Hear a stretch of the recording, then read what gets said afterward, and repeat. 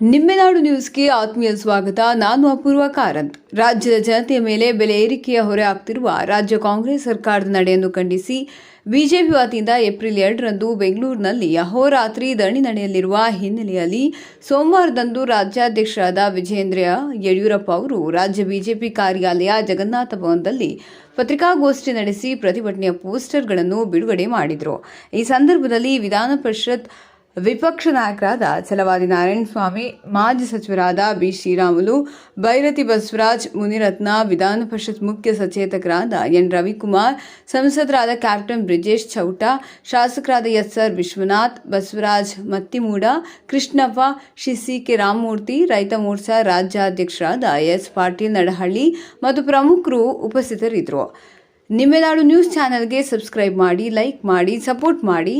ಧನ್ಯವಾದಗಳು. ರಾಜ್ಯದಲ್ಲಿ ಕಳೆದ 20 ತಿಂಗಳಲ್ಲಿ ಅಂದರೆ ಕಾಂಗ್ರೆಸ್ ಸರ್ಕಾರ ರಾಜ್ಯದಲ್ಲಿ ಅಧಿಕಾರಕ್ಕೆ ಬಂದಾಗಿನಿಂದ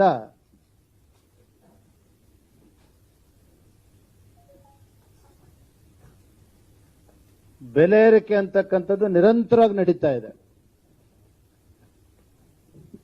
ಪೆಟ್ರೋಲ್ ಇರ್ಬೋದು, ಪೆಟ್ರೋಲ್ ಡೀಸೆಲ್ ಇರ್ಬೋದು, ಸ್ಟಾಂಪ್ ಡ್ಯೂಟಿ ಇರ್ಬೋದು, ಹಾಲಿನ ದರ ಇರ್ಬೋದು, ಮೆಟ್ರೋ ದರ, ಅಂದ್ರೆ ಸಾಮಾನ್ಯ ಜನರಿಗೆ ಬರೆ ಎಳೀತಕ್ಕಂಥ ಕೆಲಸವನ್ನ ಸಿದ್ದರಾಮಯ್ಯ ನೇತೃತ್ವದ ಕಾಂಗ್ರೆಸ್ ಸರ್ಕಾರ ಮಾಡ್ಕೊಂಡು ಬರ್ತಾ ಇದೆ. ಇದರ ಪರಿಣಾಮ ಏನಪ್ಪಾ ಅಂತ ಹೇಳಿದ್ರೆ, ಬಹುಶಃ ಭಾರತ ದೇಶದಲ್ಲೇ ಅತ್ಯಂತ ದುಬಾರಿಯಾದ ಜೀವನವನ್ನ ಈ ನಾಡಿನ ಜನ ನಡೆಸುವಂತಹ ದುಸ್ಥಿತಿಗೆ ಇವತ್ತು ಈ ಕಾಂಗ್ರೆಸ್ ಸರ್ಕಾರ ನಿರ್ಮಾಣ ಮಾಡಿದೆ. ಇಡೀ ದೇಶದಲ್ಲಿ ಅತ್ಯಂತ ದುಬಾರಿಯಾಗಿರ್ತಕ್ಕಂಥ ಜೀವನವನ್ನ ಬಹುಶಃ ನಾವು ಸೇವಿಸ್ತಕ್ಕಂಥ ಗಾಳಿಯನ್ನ ಒಂದು ಬಿಟ್ರೆ ಇನ್ನೆಲ್ಲದರ ಒಂದು ಬೆಲೆ ಏರಿಕೆಯನ್ನ ನಿರಂತರವಾಗಿ ಈ ರಾಜ್ಯ ಸರ್ಕಾರ, ಕಾಂಗ್ರೆಸ್ ಸರ್ಕಾರ ಮಾಡ್ಕೊಂಡು ಬರ್ತಾ ಇದೆ.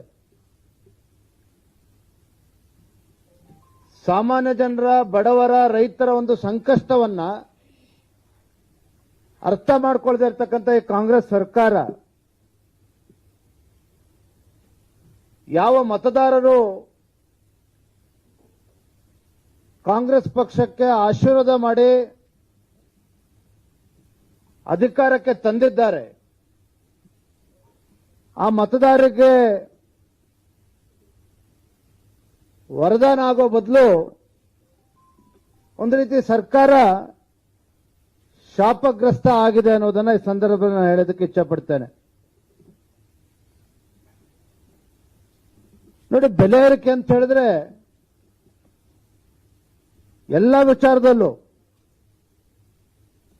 ಈಗಾಗಲೇ ವಿದ್ಯುತ್ ದರ ಪ್ರತಿ ಯೂನಿಟ್ಗೆ ಏಪ್ರಿಲ್ 1ನೇ ತಾರೀಕಿಂದ ಪ್ರತಿ ಯೂನಿಟ್ಗೆ 36 ಪೈಸೆ ಈಗಾಗಲೇ ಜಾರಿ ಮಾಡಿದ್ದಾರೆ.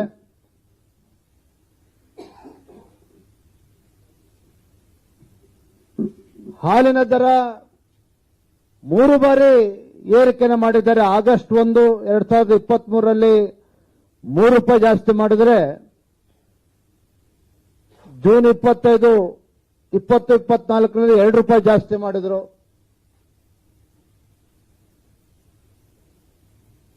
ಈಗ ಮತ್ತೆ 4 ರೂಪಾಯಿ ಜಾಸ್ತಿ ಮಾಡಿದ್ದಾರೆ. ಜನಸಾಮಾನ್ಯರು, ಬಡವರು, ವಿಶೇಷವಾಗಿ ಗ್ರಾಮೀಣ ಭಾಗದಲ್ಲಿ ಇವತ್ತೇನು ಸರ್ಕಾರಿ ಆಸ್ಪತ್ರೆಗಳಿಗೆ ಹೋಗ್ತಾರೆ, ಅವ್ರಿಗೂ ಕೂಡ ಬರೆ ಎಳೀತಕ್ಕಂಥ ಕೆಲಸ ಈ ರಾಜ್ಯ ಸರ್ಕಾರ, ಕಾಂಗ್ರೆಸ್ ಸರ್ಕಾರ ಮಾಡಿದೆ.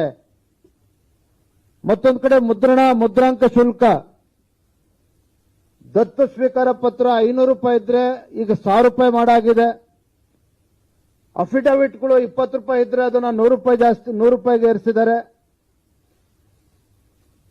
ಕ್ಯಾನ್ಸಲೇಷನ್ ಡೀಡ್ 100 ರೂಪಾಯಿ ಇದ್ರೆ 500 ರೂಪಾಯಿಗೆ ಏರಿಸಿದ್ದಾರೆ.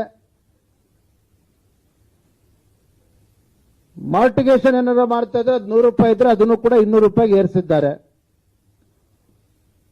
ಪ್ರೊಫೆಷನಲ್ ಟ್ಯಾಕ್ಸ್ ವೃತ್ತಿಪರ ತೆರಿಗೆ 1200 ರೂಪಾಯಿ ಇದ್ದದ್ದನ್ನ 2500 ರೂಪಾಯಿಗೆ ಏರಿಸಿರ್ತಕ್ಕಂಥದ್ದು.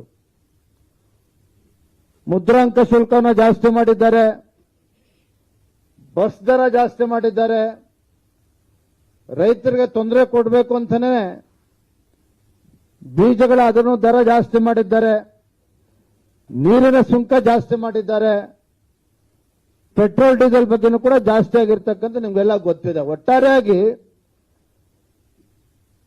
ಈ ರಾಜ್ಯ ಸರ್ಕಾರ ನಾಗಲೇ ಹೇಳಿದಾಗೆ ಜನಸಾಮಾನ್ಯರಿಗೆ ಅಥವಾ ಮತದಾರರಿಗೆ ಯಾವ ಮತದಾರರಿಗೆ ಆಶೀರ್ವಾದ ಮಾಡಿ ರಾಜ್ಯದಲ್ಲಿ ಆಡಳಿತ ನಡೆಸೋದಕ್ಕೆ ಅವಕಾಶ ಮಾಡಿಕೊಟ್ಟಿದ್ದಾರೆ, ಆ ಮತದಾರರಿಗೆ ಒಂದು ರೀತಿ ಶಾಪ ಕೊಡ್ತಕ್ಕಂಥ ಕೆಲಸ ರಾಜ್ಯ ಸರ್ಕಾರ ಮಾಡ್ತಿದೆ ಬೆಲೆ ಏರಿಕೆ ಮೂಲಕ. ಹಾಗಾಗಿ ಜನಸಾಮಾನ್ಯರು ಪರದಾಡ್ತಾ ಇದ್ದಾರೆ.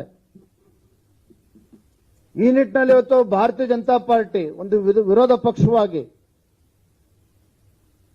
ಈ ರೀತಿ ಒಂದು ರಾಜ್ಯ ಸರ್ಕಾರ ನಿರ್ದಾಕ್ಷಿಣ್ಯವಾಗಿ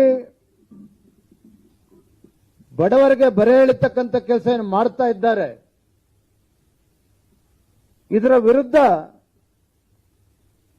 ನಾವು ಹೋರಾಟ ಮಾಡಬೇಕು, ಪ್ರತಿಭಟನೆ ಮಾಡಬೇಕು. ಈ ರಾಜ್ಯ ಸರ್ಕಾರ ತೆಗೆದುಕೊಂಡಿರ್ತಕ್ಕಂಥ ಈ ನಿರ್ಧಾರದಿಂದ ಹಿಂದೆ ಸರಿತಕ್ಕಂಥ ಕೆಲಸವನ್ನ ನಾವು ಮಾಡಬೇಕು, ಹೋರಾಟದ ಮುಖೇನ ಅಂತ ಹೇಳಿ ನಾಡಿದ್ದು 2ನೇ ತಾರೀಕು ಏಪ್ರಿಲ್ 2ನೇ ತಾರೀಕು ಬೆಂಗಳೂರಿನ ಫ್ರೀಡಂ ಪಾರ್ಕ್ನಲ್ಲಿ ಬೆಳಗ್ಗೆ 11 ಗಂಟೆಗೆ ನಮ್ಮ ಅಹೋರಾತ್ರಿ ಧರಣಿ ಪ್ರಾರಂಭ ಆಗ್ತದೆ. ಈ ಒಂದು ಅಹೋರಾತ್ರಿ ಧರಣಿನಲ್ಲಿ ನಮ್ಮ ಪಕ್ಷದ ಎಲ್ಲ ಶಾಸಕರು, ವಿಧಾನ ಪರಿಷತ್ ಸದಸ್ಯರು, ಮಾಜಿ ಶಾಸಕರು, ಮಾಜಿ ವಿಧಾನ ಪರಿಷತ್ ಸದಸ್ಯರು, ಕಳೆದ ವಿಧಾನಸಭಾ ಚುನಾವಣೆಯಲ್ಲಿ ಸ್ಪರ್ಧೆ ಮಾಡಿರ್ತಕ್ಕಂಥವರು, ರಾಜ್ಯದ ನಮ್ಮ ಪದಾಧಿಕಾರಿಗಳು ಮತ್ತು ನಮ್ಮ ಜಿಲ್ಲೆಯ ಎಲ್ಲ ಅಧ್ಯಕ್ಷರು, ಕಾರ್ಯಕರ್ತರು ಕೂಡ ಭಾಗವಹಿಸ್ತಾ ಇದ್ದಾರೆ. ಈ ಒಂದು ಅಹೋರಾತ್ರಿ ಧರಣಿ 2ನೇ ತಾರೀಕು ಬೆಳಗ್ಗೆ 11 ಗಂಟೆ ಪ್ರಾರಂಭ ಆಗ್ತದೆ. ತದನಂತರದಲ್ಲಿ ಯಾವ ರೀತಿ ಇದನ್ನು ತುದಿ ಮುಟ್ಟಿಸಬೇಕು ಅದನ್ನು ನಾವು 2ನೇ ತಾರೀಕು ನಿಶ್ಚಯ ಮಾಡ್ತೇವೆ. ಅದಾದ ನಂತರದಲ್ಲಿ ಏಪ್ರಿಲ್ 5ನೇ ತಾರೀಕು ರಾಜ್ಯದ ಎಲ್ಲ ಜಿಲ್ಲಾ ಕೇಂದ್ರಗಳಲ್ಲಿ ಮತ್ತು ತಾಲೂಕುಗಳಲ್ಲಿ, ಮಂಡಲದಲ್ಲಿ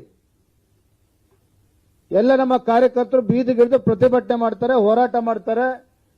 ಈ ರಾಜ್ಯ ಸರ್ಕಾರದ ಜನವಿರೋಧಿ ನೀತಿಯನ್ನು ಅನುಸರಿಸ್ತಾ ಇದೆ. ಇದರ ವಿರುದ್ಧ ಹೋರಾಟವನ್ನು ಭಾರತೀಯ ಜನತಾ ಪಾರ್ಟಿ